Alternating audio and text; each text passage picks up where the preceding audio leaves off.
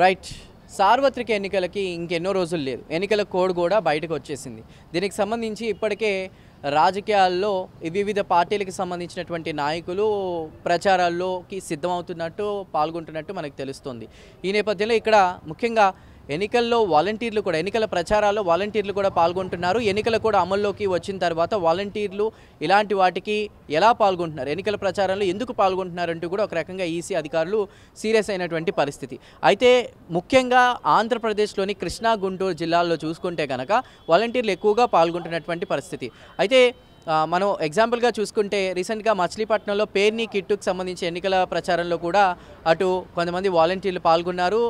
దాదాపు 6 వాలంటీర్లు పాల్గొన్నారు.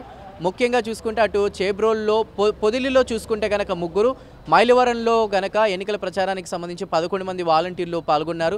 ఆ తర్వాత అటు గుంటూరు జిల్లా చేబ్రోలుకి సంబంధించి కూడా వైసీపీ ఆత్మీయ సమ్మేళన సమావేశానికి సంబంధించి కూడా 45 మంది వాలంటీర్లు పాల్గొన్నారు. అంటే ముఖ్యంగా ఎన్నికల్లో అటు రాజకీయ నాయకులు ఎవరైతే పార్టిసిపేట్ చేస్తున్నారో వాళ్ళు కాకుండా వాలంటీర్లు అసలు పాల్గొనడం అనేది తప్పు. ఫస్ట్ నుంచి కూడా అటు ప్రతిపక్షాలు వాళ్ళందరూ కూడా చెప్తున్నటువంటి పరిస్థితి, జగన్ ప్రభుత్వం ప్రతి విషయంలో కూడా వాలంటీర్ని వాడుకుంటుంది, ఎన్నికల్లో కూడా వాడుకుంటుందని.